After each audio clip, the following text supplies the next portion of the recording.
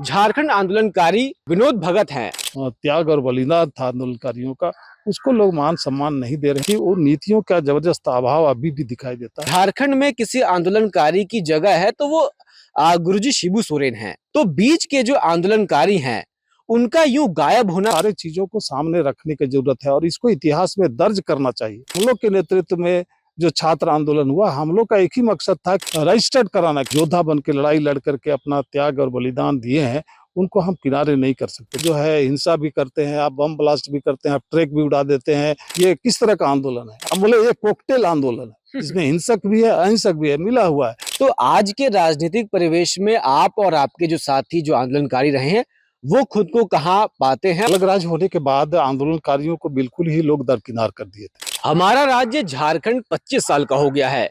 इस 25 साल के सफर को हर कोई अपने अपने चश्मे से विश्लेषण कर रहा है कि इस 25 सालों में झारखंड ने क्या कुछ प्राप्त किया, झारखंड में राजनीति किस तरीके से ग्रो की। तमाम अलग अलग विश्लेषण है। हमारे साथ इस वक्त झारखंड आंदोलनकारी और आजसू के बड़े नेता रहे विनोद भगत हैं।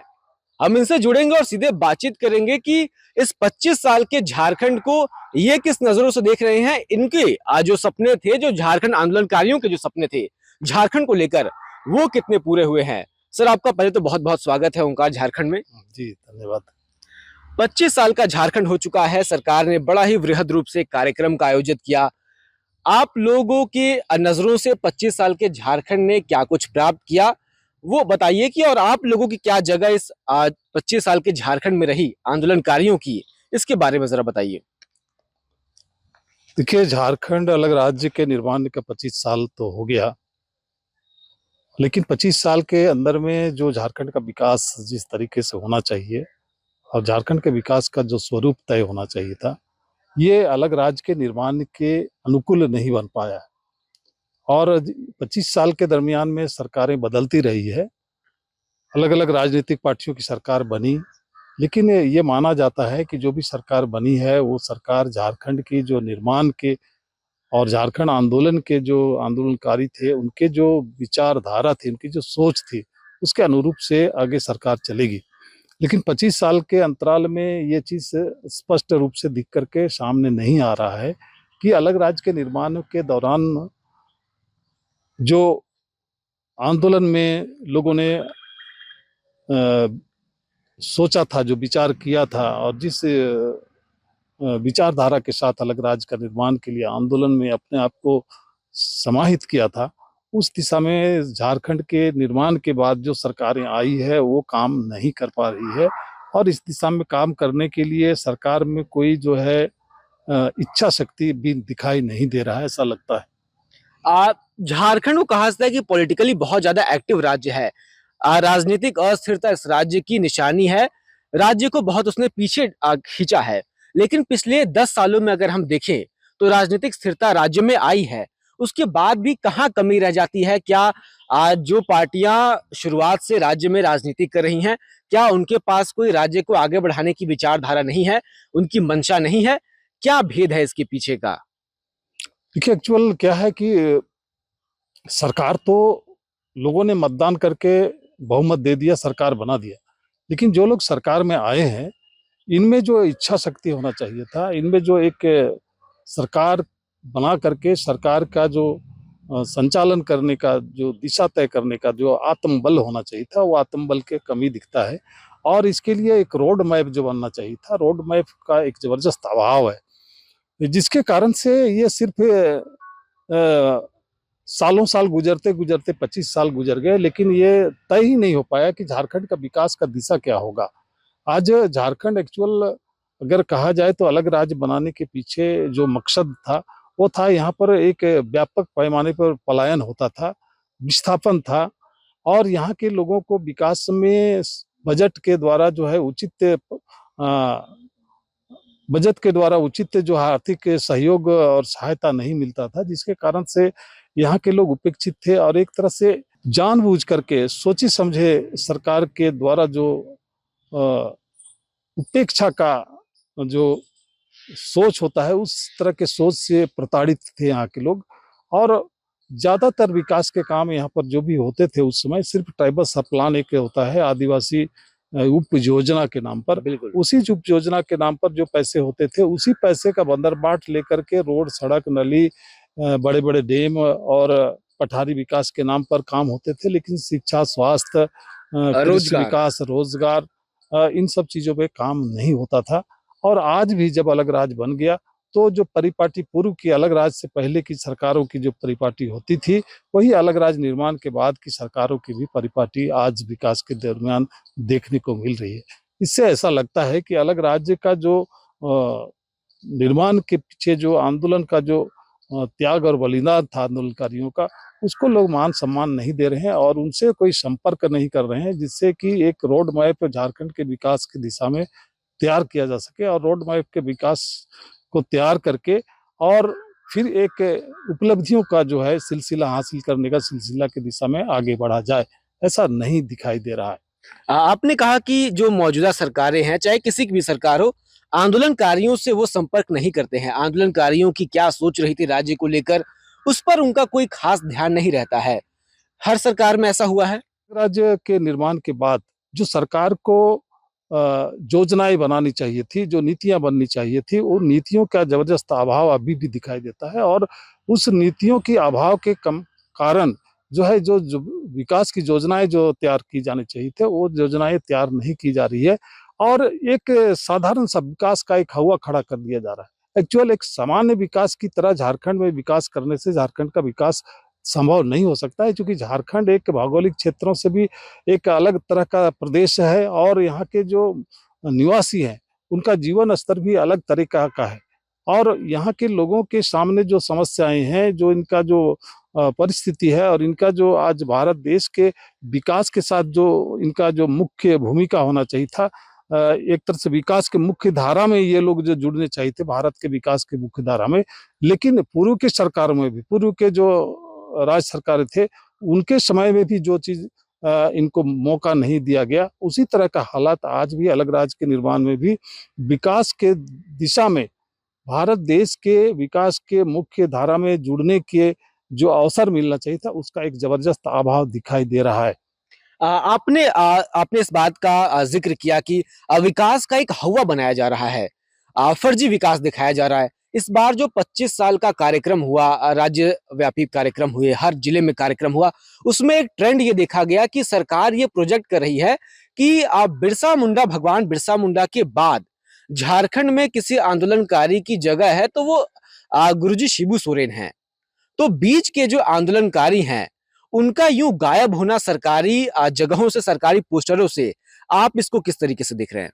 इस दिशा में झारखंड आंदोलन को अगर आप देखेंगे तो झारखंड आंदोलन एक तो भारत देश की आजादी के पहले का आंदोलन है और फिर भारत देश की आजादी के बाद के झारखंड आंदोलन है।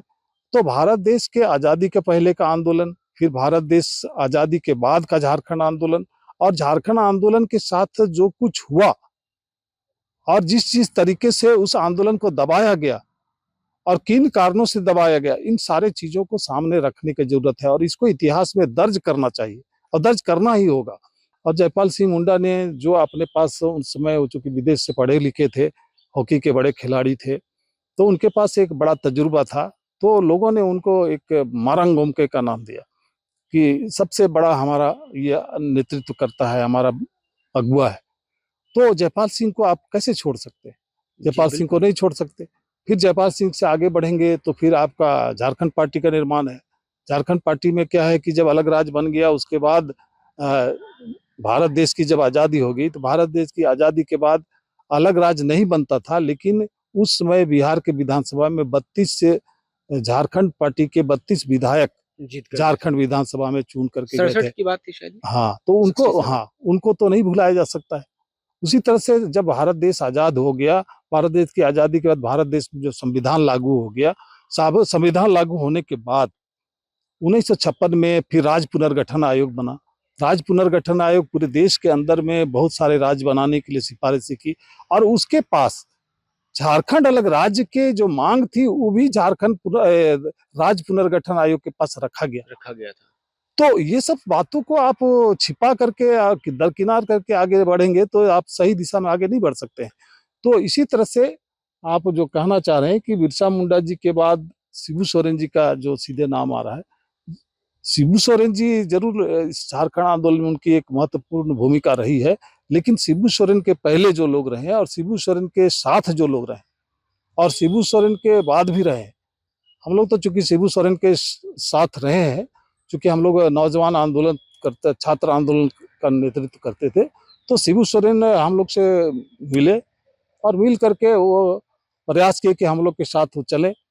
तो हम लोग जैसे छात्रों का आंदोलन इसमें आंदोलन में आने का जो मुख्य कारण रहा, वो इसलिए रहा क्योंकि झारखंड अलग राज्य का जो डिमांड था, इसको 1956 में राज्य पुनर्गठन आयोग ने इसको रिजेक्ट कर दिया था और उसके लिए जो कुछ कारण बताए थे।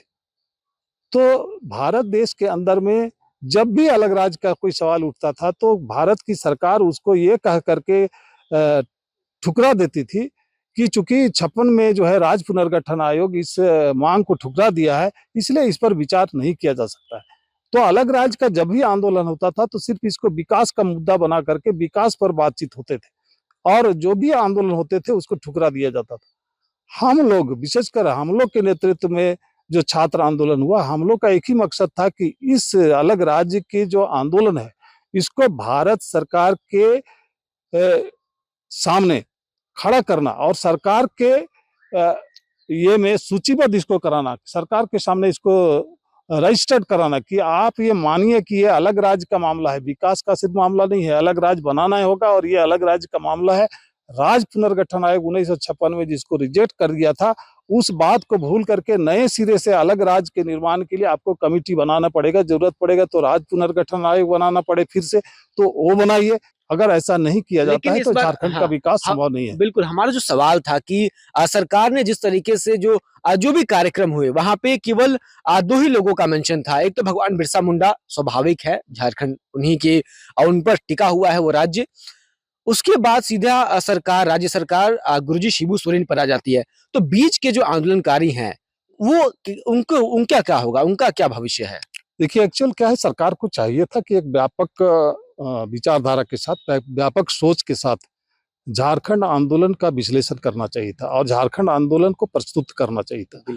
ये सरकार का दायित्व है और सरकार जब ये काम करेगी तो सरकार के साथ जितने भी इसके विभाग हैं, वो सारे विभाग इस दिशा में काम करेंगे। सबसे पहली बात है कि बिरसा मुंडा से पहले का भी आंदोलनकारियों का इतिहास है और उसको आप भुला नहीं सकते। हम भुला भी दें लेकिन इतिहास उनको नहीं छोड़ सकता, इतिहास लेके ही चलेगा। लेकिन हम जब अलग राज्य के संदर्भ में इन बात को लेके चलेंगे तो आंदोलनकारियों को और जो लोग इस क्षेत्र के लिए अपने आप को योद्धा बन के लड़ाई लड़ करके अपना त्याग और बलिदान दिए हैं, उनको हम किनारे नहीं कर सकते। बिरसा मुंडा से पहले भी जो लोग थे उनको भी आज सामने रख करके झारखंड में काम करना होगा और इसको अलग राज्य बना करके ही इसका समाधान हो सकता है। ये बात हम लोगों ने कहने के लिए जो आंदोलन किया था और उसके लिए जो विस्फोटक आंदोलन हम लोग करते थे, वो विस्फोटक आंदोलन हमारा था जो लोकतांत्रिक तरीके से, साथ ही अहिंसक तो था ही, लेकिन हिंसक आंदोलन भी हमारा था। हम लोगों ने हिंसा को जबरदस्त रूप से, और सबसे ज्यादा आप ही के समय में थे जब आप आजसू के अध्यक्ष थे, तभी की बात बता रहे हैं। बिल्कुल, तो हमने हिंसा को इसलिए अपने साथ शामिल किया क्योंकि सरकार को देखा कि सरकार जहां भी हिंसा होता है, वो नागालैंड में होता है, असम में होता है, मिजोरम में होता है, तो जहां जहां हिंसा बात होती थी वहां पर तुरंत भारत सरकार जो है उसको अपने संज्ञान में लेता है। लेकिन जहां पर लोग अहिंसक तरीके से, सिर्फ गांधीवादी तरीके से मांग कर रहे हैं, उसको जो है नजरअंदाज कर दे रहा है, उसको तवज्जो नहीं मिल रहा। तो ये एक बड़ी बात है जिसको हम लोगों ने अपने अलग राज्य के आंदोलन में प्रैक्टिस में लाया। और लोग कहते भी थे कि आप बोलते हैं कि हिंसक आंदोलन नहीं है, हिंसक तरीके से करते हैं, फिर आप जो है हिंसा भी करते हैं, आप बम ब्लास्ट भी करते हैं, आप ट्रक भी उड़ा देते हैं, आप रोड भी उड़ा देते हैं, आप और चीज उड़ा देते हैं, ये किस तरह का आंदोलन है? और फिर आप लोग आंदोलन का स्वरूप क्या है? हम बोले ये कॉकटेल आंदोलन है। इसमें हिंसक भी है, अहिंसक भी है, मिला हुआ है। और ये सरकार की जरूरत के हिसाब, सरकार जिस भाषा से बात करना चाहेगी, हम उस भाषा से बात करने के लिए तैयार हैं। ये सरकार को हम लोग ये मैसेज देना चाहते हैं, इसलिए हमारा आंदोलन का ये स्वरूप है। और ये विस्फोटक आंदोलन है। अगर सरकार समय रहते नहीं चेतती है तो इससे भयानक विस्फोटक के द्वारा जो है इस अलग राज्य की मांग को हम लोग सरकार के सामने मनवाने का काम करेंगे और अलग राज्य बनाने के लिए भारत की सरकार को मजबूर कर देंगे। ये हम लोग का कहना था उसमें। आपने पहले ये बात बताई कि आपकी हर राजनीतिक दल ने उपेक्षा की है। तो आज के राजनीतिक परिवेश में आप और आपके जो साथी जो आंदोलनकारी रहे हैं, वो खुद को कहाँ पाते हैं? और क्यों ना आप लोग सभी मिलकर के एक फ्रंट बनाएं, एक बुद्धिजीवी मंच का निर्माण करें, जो सरकार को भले सरकार माने या ना माने, आप लोग अपनी जो मैसेजिंग है या फिर अपने जो विचार है, वहाँ उसको प्रस्तुत करें। क्या इस ओर आप लोग कुछ काम कर रहे हैं या फिर कभी शुरुआत की थी आप लोगों ने? देखिए, अलग राज्य होने के बाद आंदोलनकारियों को बिल्कुल ही लोग दरकिनार कर दिए थे और जितने लोग मंत्री बने थे, हर एक लोग साइरन लगा करके पूरा झारखंड में घूमना शुरू किया। ये लोग ना आंदोलनकारियों को पूछ रहे थे, ना झारखंड के लोगों को पूछते थे। ये सिर्फ एक तरह से जो माने सत्ता का जो रौब होता है, है ना? वो सत्ता का रौब दिखाने का चक्कर में ये लोग घूमना शुरू किया था। तो अंततः फिर मुझे ही सामने आना पड़ा। मैं झारखंड आंदोलनकारी मोर्चा बना करके और सरकार के सामने इस विषय को रखा, घेराव कौन-कौन करके। लोग आपके साथ उस वक़्त शामिल हुआ करते थे उस वक़्त? उस समय काफी कम लोग हमारे साथ थे। आंदोलनकारियों में भी जबरदस्त निराशा थी। लोग अपने आप को बड़ा मतलब बेइज्जत, अपमानित महसूस करते थे, इसलिए रोड में उतरना भी नहीं चाहते थे। उनको लगता था कि हम लोग राज बनाए, फिर हम जा करके अपने अपने मान ही सम्मान राज्य के में अपने राज्य में मान सम्मान के लिए भी लड़ना पड़ेगा। इससे बड़ा बुरा हालत क्या होगा। लेकिन ये सच्चाई था और उस सच्चाई को हमको स्वीकार करना पड़ा। इसलिए हमने कहा कि जब हम अलग राज्य के लिए लड़े हैं तो अपने लिए भी लड़ना पड़ेगा। और चूंकि अपने लिए इसलिए लड़ना पड़ेगा कि हम जब तक अगर सही जगह में नहीं रहेंगे तो हाँ, यहाँ के लोगों को सही दिशा और यहाँ के लोगों को सही जगह सरकार नहीं दे पाएगी और उनको जो है आगे बढ़ाने के लिए सरकार योजनाएं नहीं बना पाएगी। इसलिए हम लोग आंदोलन को माने इस अलग राज्य के आंदोलनकारियों को आगे बढ़ करके सामने आकर के काम करना होगा। तो लोग अपमानित महसूस करते थे, शर्माते भी थे। तो बहुत लोग शर्माते रह गए, लेकिन मैं उसमें खुल करके सामने आया और कई तरह के राज्यपाल के यहाँ, विधानसभा के सामने और मंत्रियों के आवासों के सामने हम लोगों ने कई तरह के अलग अलग तरीके के कार्यक्रम किए, प्रदर्शन किए, टीना पीटो किए। इस तरह से कार्यक्रम करने के बाद लोगों को मजबूर किया कि अगर आप लोग ऐसा नहीं करेंगे, आंदोलनकारियों को मान सम्मान नहीं देंगे और अलग राज्य का जो मूल उद्देश्य था उस दिशा में काम करने के लिए लोग आगे नहीं बढ़ेंगे, तो आंदोलनकारी आपके सामने रास्ता रोको काम करेगी, आपको आप भी अपमानित हम लोग करेंगे।